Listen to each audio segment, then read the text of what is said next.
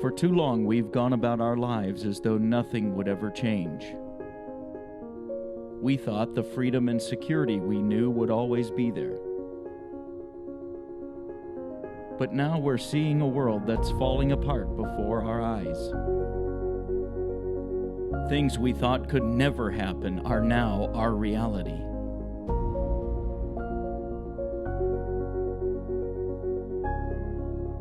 But what if the world isn't falling apart? What if God is just putting it together? I'm your host, Brad Brandon, and thank you for joining the End Times Update.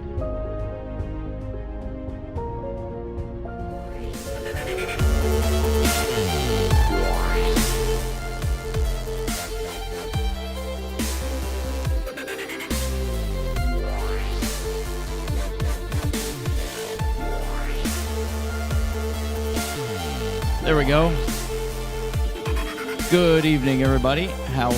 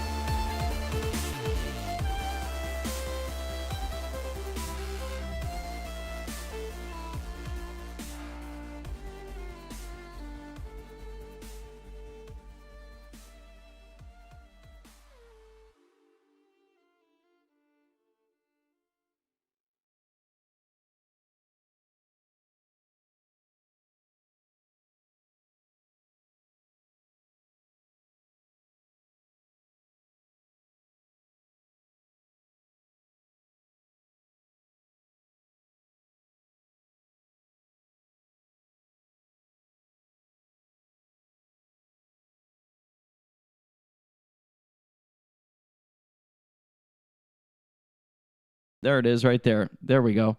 Gotcha. Thank you for that. I just switched it over, so there should be sound. Good to see all of you on tonight. Good to have you on the program, joining us on Facebook. It's coming. Don't worry. The voice is on its way. Yeah, it's a delay. That's right. All we heard was hello. Well, I guess you got to take what you can get, right? I think I was saying when the mute was on, that my mom used to say, I'm going to slap you in the next year. And I called her and asked her if she could actually do that, if that was a possibility, because I think I'd like to be slapped into next year at this point. And I'm sure that if you're listening to the program, you probably feel very similarly.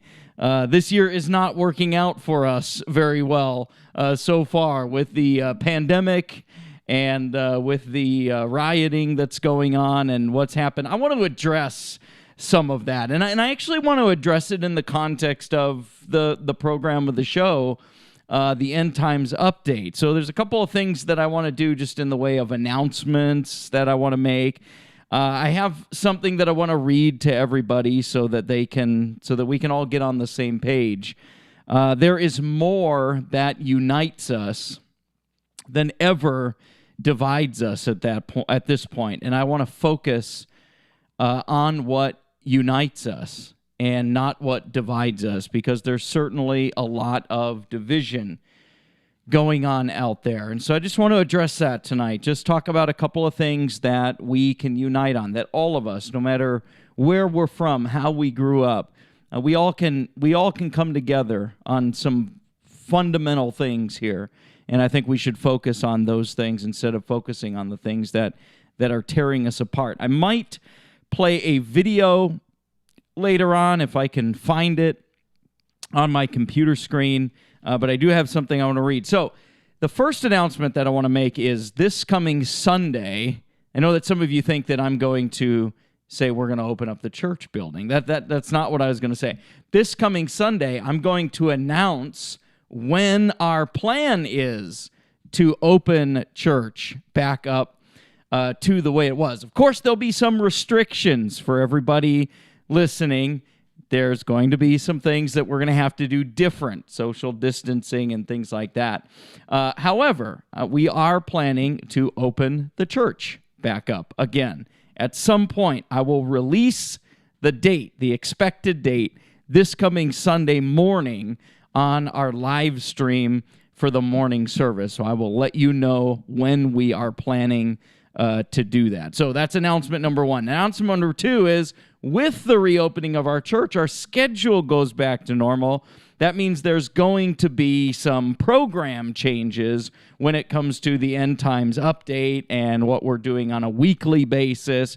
We're not going to stop it completely, but we are going to probably change the format a little bit, and we're going to broaden the format a little bit more.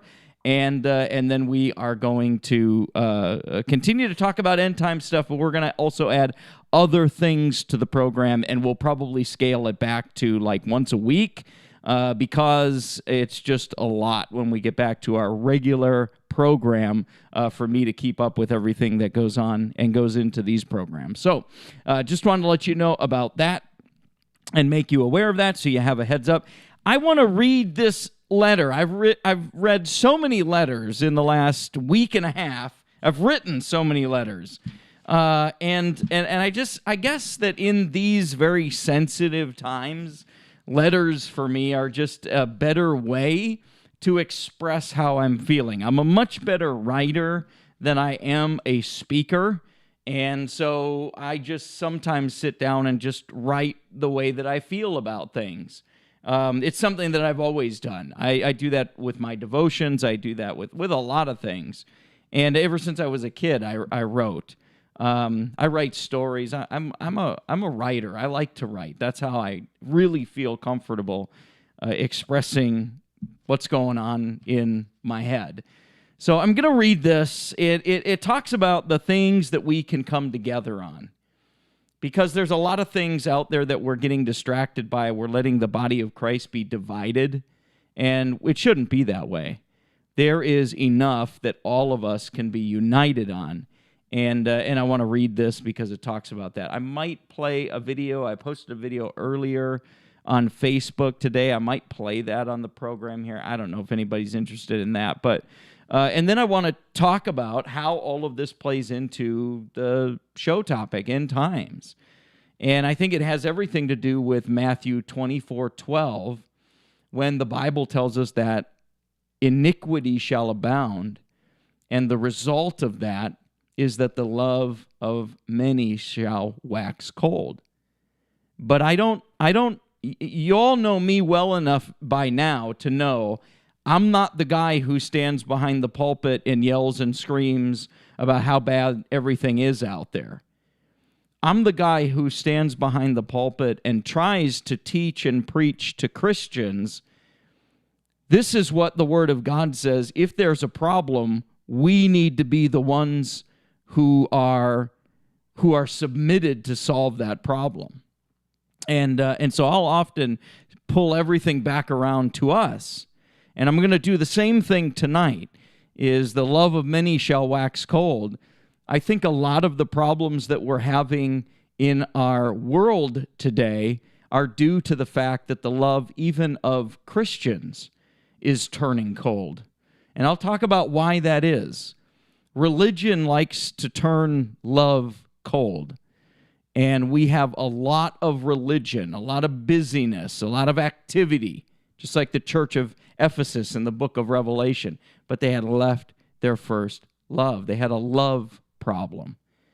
But they had plenty of activity. They had lots of things going on in their church. They were doing this and doing that, and John commended them for that. But there was an important piece that was missing. And they were chided. They were exhorted because of that important piece, that love factor that was missing. I think a lot of our churches are falling into the same trap. Lots of activity. We're doing lots of things. And we get so distracted by other things that we've let love off to the side. It's become, that's what liberals talk about. No, that's what Christ talked about. That's what Paul talked about. That's what John talked about. If talking about love makes me a liberal, then I guess paint me with whatever brush you want. But that's the Bible. And that's what we're holding to. That's what we study. That's what we know. That's what we read. That's what the Holy Spirit uses to guide in our lives, the Word of God. So I'm going to read this, and then we'll get into some of this tonight. And I might stop and paraphrase some of this too, because I have a lot of stuff going on in my mind. I've probably mentioned this 1,000 times, but for those of you listening who haven't heard me talk about this, I have spent a considerable amount of my life in the very place where the riots started and are happening, Minneapolis and St. Paul. My parents operated a mission, a homeless mission, on Fifth Avenue and Lake Street. That's East Lake Street. That's where everything's... Oh, the O'Reillys that you keep seeing on the news that's completely bombed out and burned out, that's like 2 blocks down East Street from where the homeless mission was that my parents ran. And so I know that area, very familiar with that. We ministered to the homeless and poverty-stricken people of Minneapolis for a long, long time. And so it breaks my heart to see what's going on there. And then it moved into University Avenue. My mom just texted me yesterday or messaged me yesterday and said that the area right around my grandparents' house just has been destroyed by the protesters and the rioters. And we should be careful with that, because I'm very careful to differentiate between the protesters and the rioters and the looters. I think they're all completely different. To me, it is easy because it appeals to our laziness to just lump everybody in the same category and say, those protesters, and talk about them as if they're all the same. They are not all the same. The looters are different than the rioters, and the rioters are different than the protesters. They're all different. We can talk about that, but I think it serves us well to recognize those differences. So anyway, here's what I'll read for you. This week, America has witnessed a destructive force that swept through our country and the heart of our people. This force has many different names and is a shapeshifter. It is called division, and it takes on many different forms. It shows itself as racism of all colors, black and white. Racism exists on both sides. It hides in politics and ideologies, both left and right. Division doesn't matter. It's not partial. Division comes in and destroys, and it doesn't matter what it destroys. It has no partiality, left or right. And its power is pride, the pride that resides within all of us. We feed it with our pride. It is cunning and shrewd. It deceives us by drawing us to one of 2 polar opposites. It paints the illusion that our only option is to choose one extreme or the other. And boy, isn't that like just absolutely what happens in the political world? We have this illusion that there's only 2 choices, when really the 2 choices just lead us to what? Bigger government. It's either tax and spend, that's what the Democrats do, or it's borrow and spend, that's what the Republicans do.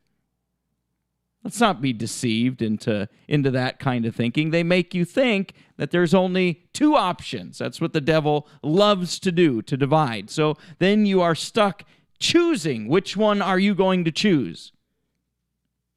When really the discerning Christian should say, well, there's not just 2 choices. We don't have to decide between this extreme or that extreme. There are all kinds of choices and details and truths that lie in the middle of all of that. But it becomes very easy for us to gravitate toward that. This is a lie, and it does not accurately represent the truth. I see it happening. Like, I see it happening right now among Christians. I see Christians doing this. the exact thing that I'm talking about. I hear it in my conversations with them. I see it on Facebook posts. You're just playing the game. You're just playing into their hands because you think that you have to choose one or the other, and you don't. There can be right and wrong in the same situation, in the same person. And there can be two rights and there can be two wrongs.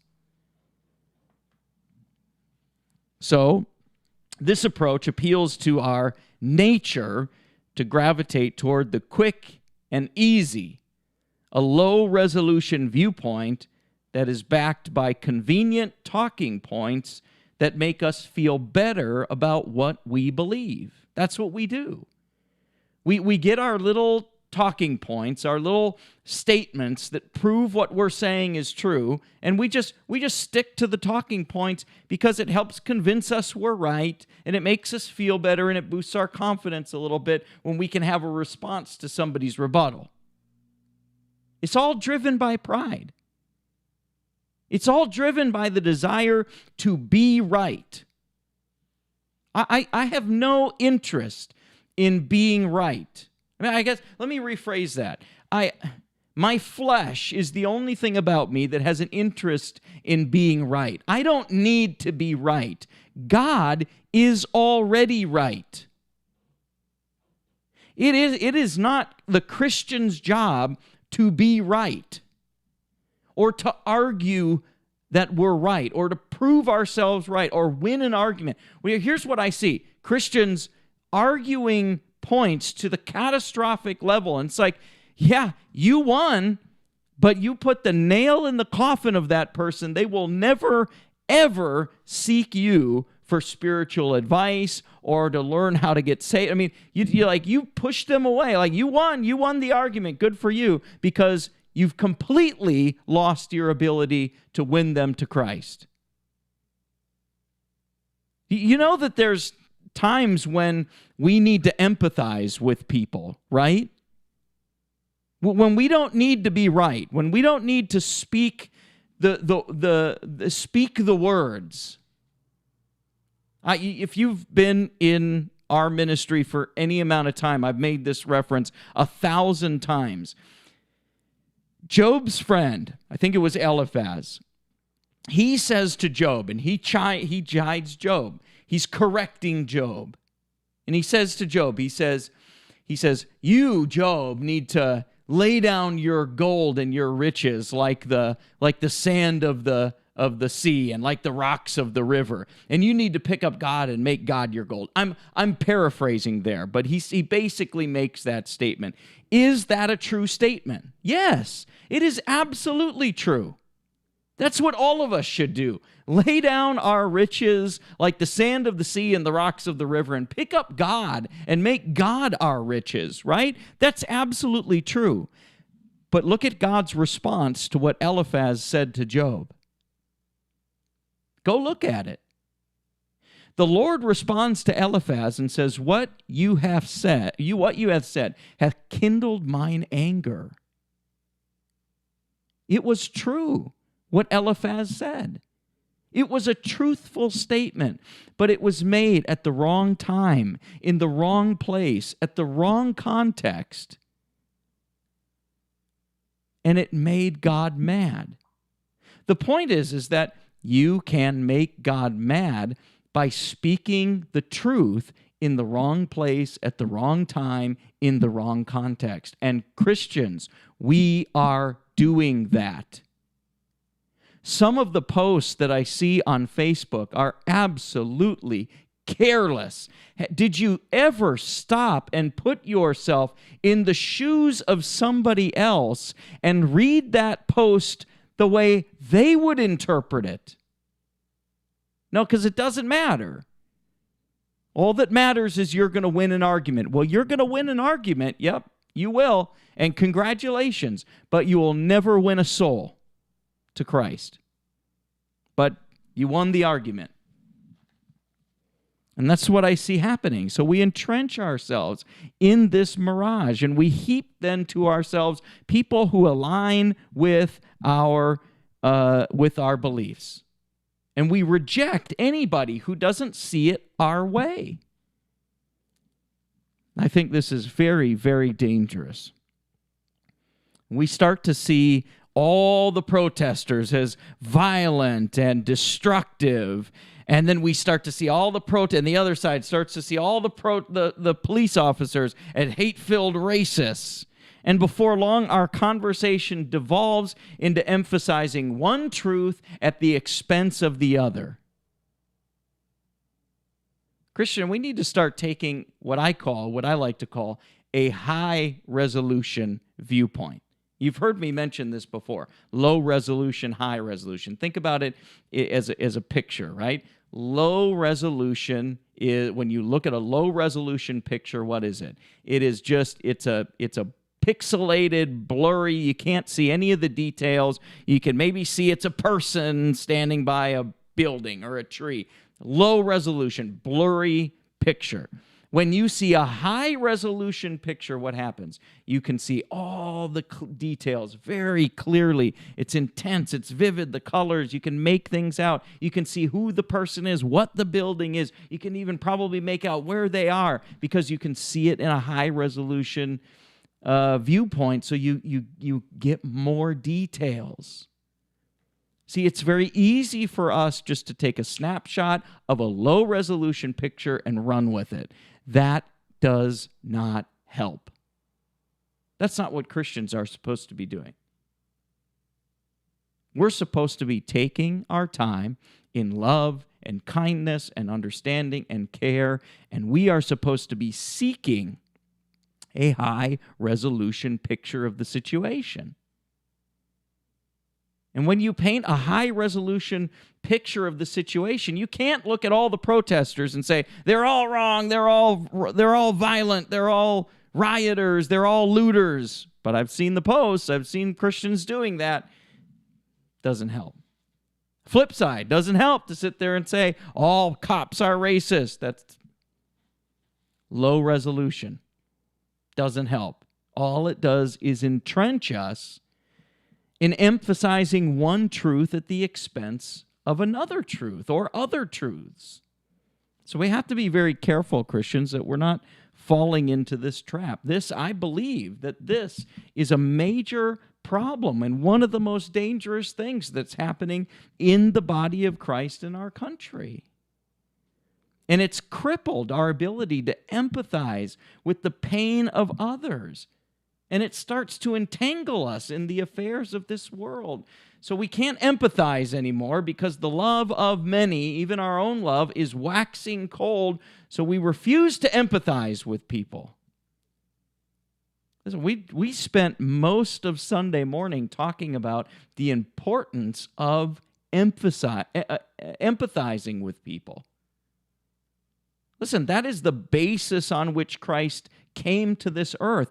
Did he not come here to empathize with us so that he could comfort us, so that he could know what it's like to be a human, so that he could be tempted in all points as we are, yet without sin, right? One of his whole reasons why he came to this earth was to empathize. And he even furthers that when he says, he says to us, he says, love thy neighbor as thyself. What do you think he means when he says that? As thyself. That's empathizing. How would you like to be loved? Love people that way. Empathize with them. Put yourself in their shoes. The golden rule, right? We all know that. Treat each other the way you want to be treated, right? What does Christ say after that? And so fulfill the law of Christ. What's the law of Christ? Love God, love each other. Treat each other the way you want to be treated. That's empathy. It has everything to do with winning people to Christ. What does Paul say? In the book of 2 Corinthians, he says, to the Jew, I became a Jew. To the lawless, I became a lawless. To the Gentile, I became a Gentile. He goes through the whole list. And what does he say? That I may win some to Christ. He says, I empathize. I put myself in the place of other people. Why? So that I can win them to Christ. If we have lost the ability to empathize with other people and put ourselves in their place, we are doing a great disservice to the gospel of Jesus Christ, and we are paralyzing our ability to win people to the love of God and the gospel of Jesus Christ. We have to relearn how to empathize with people. Christians, I'm talking to Christians. I'm not worried about what the world's doing. Of course the world isn't going to have the ability to empathize. Of course the world isn't going to have the ability to express true love. They don't know true love. They don't know the gospel. We know the gospel. We have the Holy Spirit, which bears the fruit of love, true love from God. We have no excuse. Learn how to put yourself in the place of other people. Look at this situation, this whole situation, from a black person's perspective. Go outside of yourself and look at this and look at the things that you're saying and the things that you're posting. And just ask yourself, how would I interpret what was written if I was a black person? Or maybe do yourself a favor and ask a black person. Maybe you don't know anybody. I mean, some of you out in, the middle of suburbia or wherever you are, I guess you have the luxury to post whatever you want on Facebook. I don't have that luxury. I don't minister in that kind of area. The area where we minister is very culturally, racially, all very diverse. We're not in podunk Midwest United States. So I don't have that luxury. I have to look at things from other people's perspective. I think maybe that's one of the things that moving out east has taught me the importance of empathizing. So we paralyze our ability to represent God's love and the gospel of Jesus Christ as Christians who operate by the Spirit of God and by His Word. Listen, I think we can do better. I hope that I pray that we can be more discerning than the way we're being. Because I cringe sometimes when I see what Christians write on Facebook and what Christians say, and it's just, really? And sometimes you wonder, like, how do you win people to Christ like that? Maybe you don't. So I firmly believe that there is a lot more that unites all of us in this situation than there is that divides us. And it's easy for us to lose sight of this when we feel the pressure to choose one side over the other or lift up one truth while ignoring another. And the voices that preach division are loud. They are loud. And the media gives them all the platform that they could ever want and all the attention. It just seems like it's overwhelming. And they can easily drown out the voices of truth that bind us all together if we let them. It's up to us. We don't have to let them do that. So today, what I'm trying to do is to encourage all of us listening to the program is to refocus on the things that unite us, all of us. And the things in this tragic situation, I think that there are things that almost all of us could agree on in this situation. I know, as divided as things seem, you turn on the news or You watch the live stream of news and you just think, wow, there's no way we could be united. I think that there's a lot that unites all of us, black, white, Asian, Mexican, American, it doesn't matter. Christian, I mean, just across the board, generally speaking, there are some things that unite us in this situation. And I want to give you the first one. Here's the first one. Now, if you disagree with these things, then, I mean, no disrespect, but I think you need to have your head examined. I think, or your heart examined, but that's probably better. You need to have your heart examined if you can disagree with these. I've got 4 of them. I'm going to give you quickly here. First of all, almost all of us, and I say that because I'm saying like 99.9% of all Americans can agree on this, and there's a fraction that may not even be able to agree with this, and they're on the outskirts, like they're just not even worth our time. Almost all of us can agree that the death of George Floyd was horrible and tragic, and that the officers involved, if found guilty in a court of law, should be punished. I don't know anybody who would disagree with that. No one who is in the custody and care of law enforcement should lose their life in this way. I don't think anybody could disagree with that. And what those 4 officers did, and I'm including the 3 because they did nothing, and that sometimes is just as evil itself. The 4 officers, I do not believe that they represent and define everybody else. No way. I have seen too many officers that are good-hearted, that truly care about their communities and the people that they protect and the people that they serve. I've had and have police officers in my family.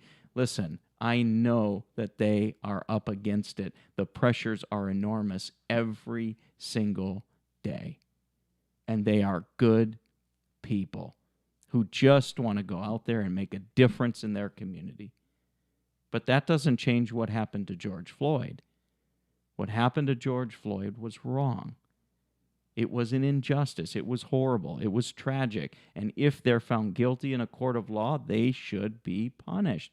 I don't think any one of us listening to this program would sit there and disagree with that statement. So we can all be united on at least that one point. 99% of us watching this can say, yeah, I agree. Here's the second thing. Like I said, there's 4, and there's probably more, but these are just some of the ones that floated to the top of my head. And what I'm saying is we should focus on these instead of emphasizing one truth and minimizing the others or ignoring them.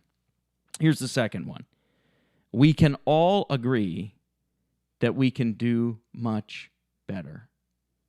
Let me say it again. We can all agree that all of us can do much better in the way that we enforce our laws, in the way that we handle our differences, in the way that we express our opinions, in the way that we stand or don't stand against injustice. Every single one of us can do better than what we have done and the way we have done it. I don't know anybody who would be able to honestly say, nope, I've done everything perfect. Nope, not anybody. We all can do better. I think we can agree on that. So we've got two, okay? We can agree that what happened to George Floyd was absolutely wrong. We can agree that all of us have a responsibility in some of this and that we can do better. Better as a country, better as a people, better as Christians, better as citizens, better as neighbors, better as white people, better as black people, if you want to put it in those terms. We all can do better. Here's number 3. We all support those who peacefully protest injustice and wrongdoing. I don't know anybody who does not support the liberty and the freedom to protest when we peacefully protest when we see something wrong.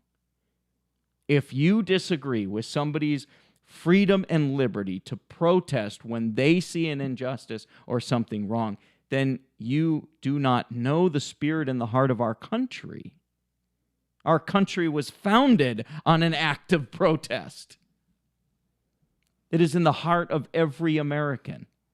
It is the foundation of our country and the way we've made changes, not just recently or not just the civil rights era in the 60s, but going back to the Civil War, going back to the Revolutionary War, even going back to before we were even a country.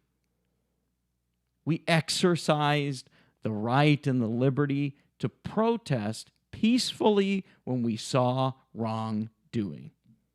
The Boston Tea Party. None of us would disagree that we all should support those who peacefully protest injustice and wrongdoing. No one disputes the liberty to peacefully protest the injustice of what happened to George Floyd. Nobody. Some of it. Okay, we might have a difference of opinion on something like this. I have no problem with protesters going out into the highway that's been shut down and I know some of you do, and that's okay. It's okay. We can still drink and have coffee and talk about it civilly and have a discussion about those things that we disagree on. But the fact is that you and I are not going to disagree that every single one of us should be afforded the right to peacefully protest when we see injustice and wrongdoing, right? And we believe that what happened to this man, George Floyd, should never happen again. We all agree with that. Here's the fourth one. Lastly, we believe that the riots and looting are also a gross injustice. I think there was an injustice done to George Floyd and his family, but I also think that there were injustices done to the business owners, to the civilians, to the citizens whose businesses and homes were damaged, and some of them, many of them, even destroyed. So we believe that the riots and the looting are a gross injustice, an injustice to business owners and citizens who work hard every day to support their families and their communities.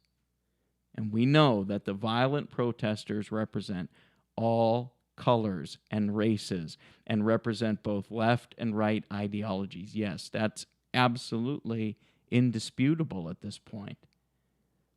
The violent protesters and looters, the rioters that were out there, black, white, they were from all races, all backgrounds. They were from all different political ideologies. We're learning that there's white supremacists who infiltrated Minneapolis, and now it's starting to become pretty clear that they were the ones who started the riots and got them going. I think that's pretty well established at this point. So it's not just one race or one group out there rioting and looting. It's everybody, lots of people from all different walks of life and backgrounds. And we reject violence and riots that rob us of our peace and safety. Violence and destruction do not bring the lasting change that we need. It only causes hurt and pain to our own people. Listen, those are four pretty important things that we lose sight of. I think sometimes what happens is we start to talk about the rioters, and then all of a sudden we go quiet on what happened to George Floyd and his family. I try to be very careful when I talk about anything regarding this, to talk about the injustices of everybody that's happened to all of us. I try to be careful to discuss the things that we all can agree on. In these truths, I believe that there's no argument. None at all. Nothing should divide us as we work to understand. First, to understand, rather than to be understood. And I think that's a big problem, is that Christians are out there, they're trying to argue to be understood. We don't need to be understood. It's not our job. That's not our priority to understand. Understand me, to argue our point so that people understand. Our job is to understand people, not be understood. You ever wonder why God gave you one mouth and two ears? Somebody said God gave you one mouth and two ears. Use them proportionately. Basically, the statement is you should use your ears twice as much more than you use your mouth. And that's listening. That's seeking to understand people so that you can bring them the gospel of Christ. America is not a perfect country, and we are not a perfect people. But we've always been able to correct our mistakes and grow stronger because of them. And when we brush aside the prating and distraction, there's so much that almost all of us can agree with. So let's focus on these and work hard to right the wrongs and correct our mistakes. And then, and only then, can God begin to heal our country. When we recognize that we've made some mistakes, that we have been wrong. It's unity that brings peace, and peace that strengthens our resolve. So I just wanted to get that off my chest in the early part of the program here. I know that we don't have that much time left, but I wanted to say that so that we all can think about, as Christians, what are we doing? What are we saying? And how are other people interpreting what we're doing and saying? Remember, we represent Christ. We are ambassadors for Christ. We do not have the luxury to represent ourselves. If you look at an ambassador from this country that goes to another country, he watches his behavior very carefully. He watches his words. He watches what he or she does. They are very careful. Why?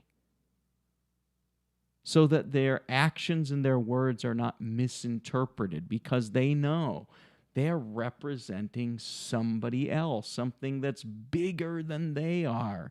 That's how we as Christians should be. Very careful about what we're saying and what we're doing, and how. That's one of the things where social media is bad, because I feel like so often we just post things and just throw it up there, and it's like drive-by shooting, drive-by posting, just hammer away and don't care about the consequences. And Christians do that. It's crazy. I mean, I put a post up this week. I can't remember what it was. It was something about the autopsy results of George Floyd. And there's a couple people just posted some nasty stuff on there. I'm like, I can't even comprehend why you would post that. No regard for how other people are going to interpret that, or you have the luxury of living in a fishbowl. And so you live fishbowl Christianity. And so you only talk to people who are in your little bubble, who agree with you, who see it from your perspective. And that's the only interaction we sometimes have with other people. That's not how we're supposed to minister. We are supposed to be interacting with people who are lost, who need Christ, who are dirtied by the world, who need help. We're not supposed to live in a fishbowl. We're supposed to go out into the world and preach the gospel to every creature. We have lost that love. We have lost that empathy. We have lost that ability, and we must get it back. The gospel is at stake. I don't get involved with politics anymore. I used to. Politics was my thing. I ran in politics. That was my business. I was a political consultant at times, and I don't do that anymore. I could care less about Democrat or Republican, Obama or Trump. I prayed for Obama, honestly, at least once a week. And I pray for Trump at least once a week. I wish it was every day. I can't honestly say it was every day. But I prayed for Obama every week because he's my president. He was my president. He was my leader. And I pray for Trump every week just as much as I prayed for Obama. Why? Because President Trump is my president. I pray for the leaders of my state. I pray for the leaders of my local municipality, my local town. I pray for anybody who's in. Why? That I may live a quiet and peaceable life in the gospel of Christ. That's why. I have no regard as to who is president or who is in what party. I don't care about those things anymore. To me, it is all about the gospel. And what happened for me was that I got so entrenched in those things, it started to entangle me in the affairs of this world, and I stopped being an effective witness for Christ. Because I did the fishbowl thing. I did the Christian bubble thing. And now I have some of the most amazing conversations you could ever imagine. Not that long, I think it was last year, and I was down in New York City at Bryant Park. And I go down there. I haven't in a while just because I've gotten busy with Nigeria. But I go down to Bryant Park, and I'll sit in the park, and I'll have a coffee. And it's inevitable that someone will come sit in the table next to me and we'll start talking. You wouldn't believe the conversations that I have started in Bryant Park or Times Square or wherever I am, on Fifth Avenue in Central Park. Wherever I go, I'll just strike up a conversation. And somehow, some way, God turns it to spiritual. I had a black guy come and sit down right next to me, and we started talking. And we started talking about race issues and all of these kinds of things. And the Lord just kept allowing me to bring it back to the gospel. And I kept giving him the gospel. And finally he said, tell me more about that. And we had a great conversation about the gospel. And by the time it was over, in the shadow of the Chrysler building, I led him to Christ. You see, when you shed all of that stuff, listen, this guy was talking about all kinds of, he was a liberal Democrat, New York City, typical guy, just every stereotype you'd ever believe. But you know what? I found some things that I agreed with him on. And I wasn't going to sit there and debate him on political issues and argue with him on political, because I knew that if I did that, I would turn him off to the gospel. I was not trying to convert him to conservatism. I was trying to convert him to the gospel of Christ. And we're missing that. We've lost it. We're losing it as Christians because we're so caught up in arguing to be right. Doesn't matter. God is always right. He's already right. You don't need to be right. Just bring the gospel. Preach the gospel. And by all means, whatever you can find to empathize with people, whatever you can find. To the Jew, I became a Jew. To the Greek, I became a Greek. To the lawless, I became a lawless. To the barbarian, I became a barbarian. He goes right, it's like, to anyone, I became all things to all men that I might save some.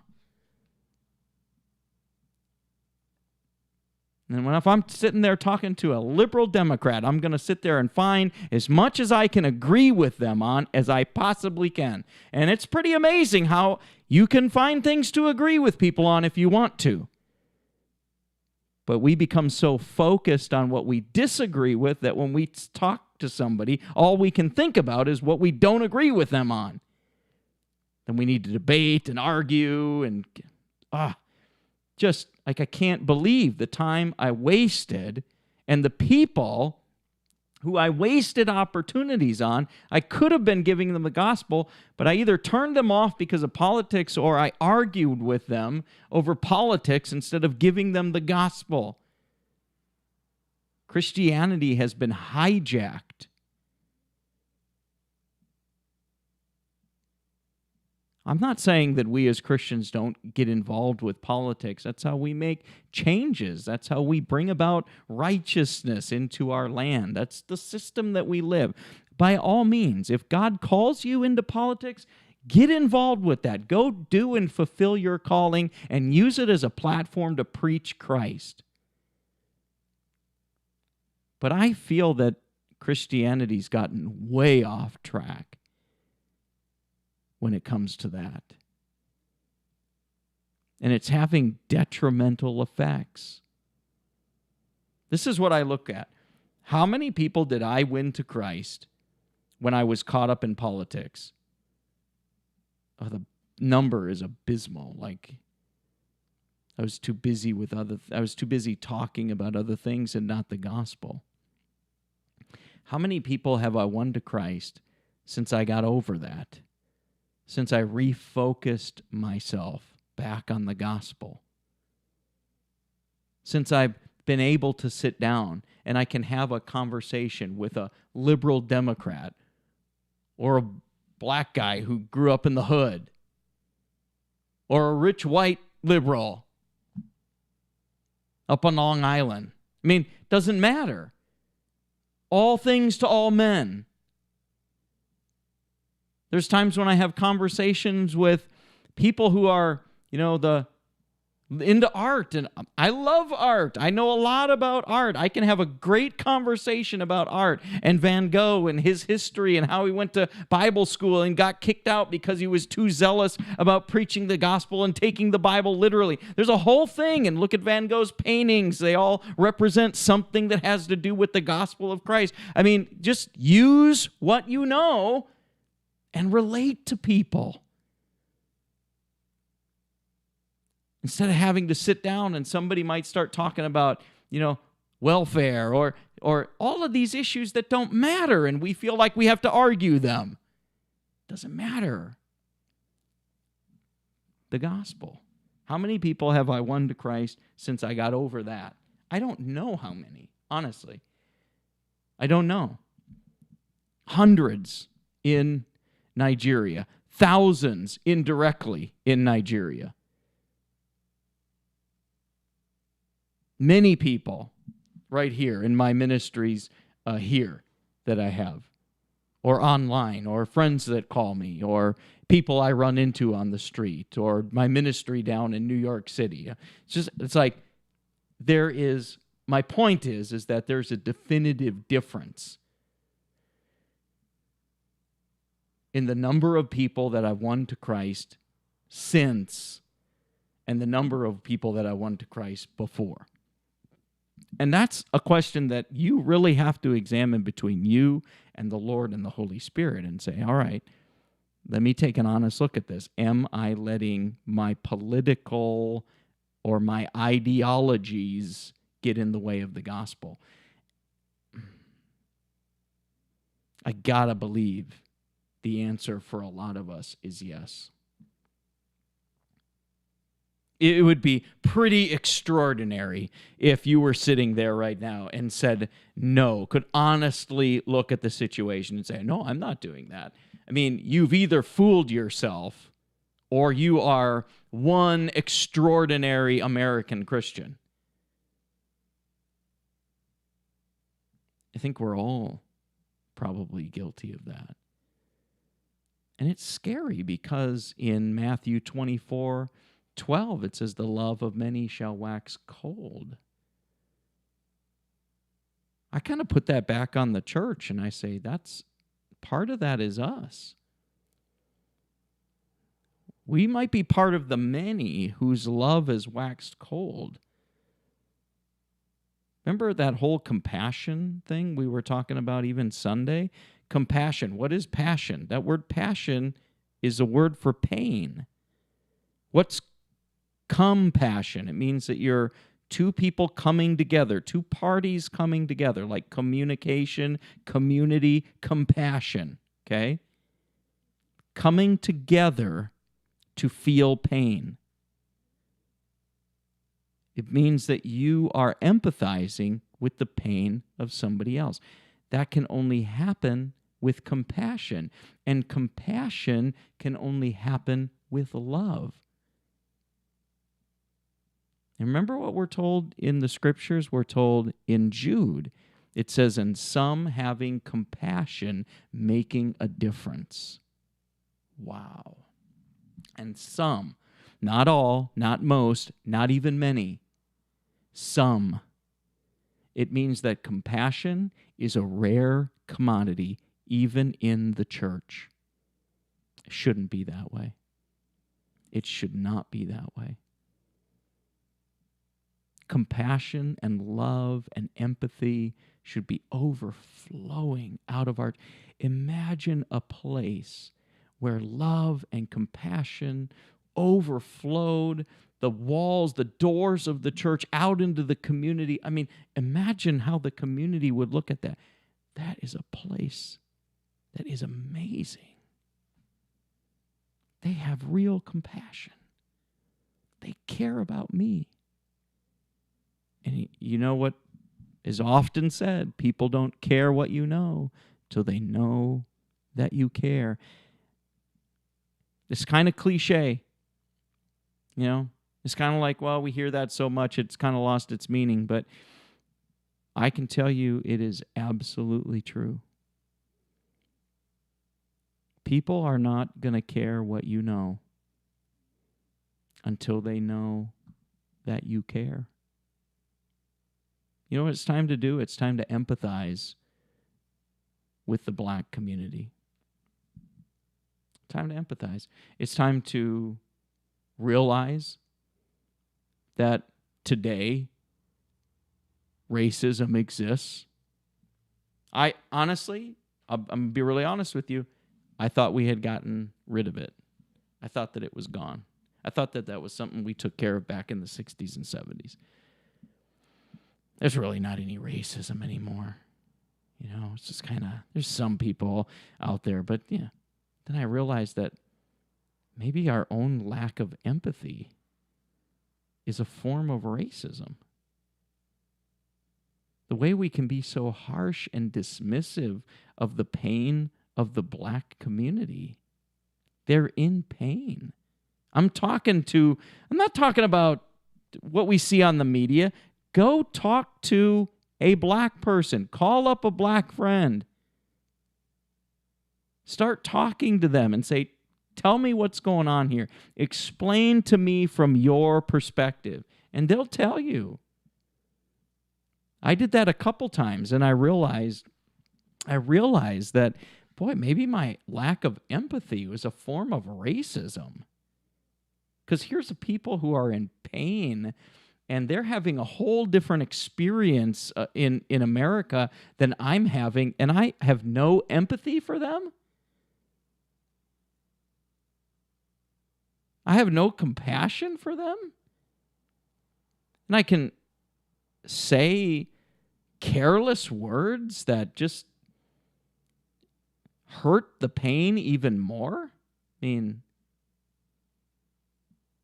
I'm not, you know, I'll put this out, I'm not a Black Lives Matter guy, but what I've seen is that particularly white Christians, we see Black Lives Matter and we instantly respond and we go, well, all lives matter. Okay, it's true. All lives matter. There's not even a black person with an All Lives Matter t-shirt that would disagree with that. That's not what they're saying. to respond, and I'm not cutting anybody down, but to respond and say all lives matter, I think is a little disingenuous. It's a little unempathetic. Here's people who are in pain. They're not, by saying Black Lives Matter, they're not saying nobody else matters. They're saying that in the context of what's happening, what they see going on in this country right now, they are in pain. They feel like they are being treated unfairly.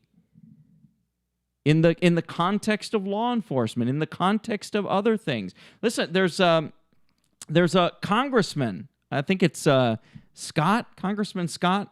Can't remember where he's from. He's a Republican, and he's a black guy, and he gave a great speech on the floor of the House in Washington, D.C., and he said as much. He said, black people have an entirely different experience in this country than white people do.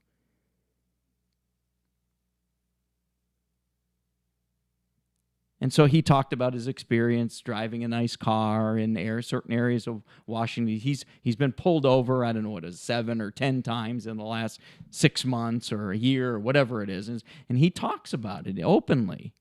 It's a good listen. You should go search that on YouTube. And it's Congressman Scott, I think, Republican, speech on racism, something like that. It's really good. It would help us as, I think, white people to see it and hear it from somebody else's perspective. And it might stop us from flippantly saying things carelessly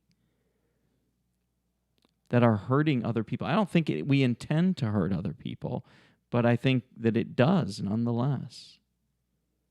Listen, this is all about the gospel. That's what we're doing here. There's one thing that we can do here, right now and right here, that we cannot do in heaven. We can sing and worship God for eternity in heaven. We can talk to him for eternity in heaven. I'm not minimizing any of those things. But the one thing that we can only do here and now. Tim Scott, thank you, Linda. That's exactly right. Tim Scott, that's the congressman. There's only one thing that we do here and now, and that is win people to Christ. That's our most important job. Let's get to it. Let's get after it. All right, that's all we've got for tonight, everybody. Good night, and God bless.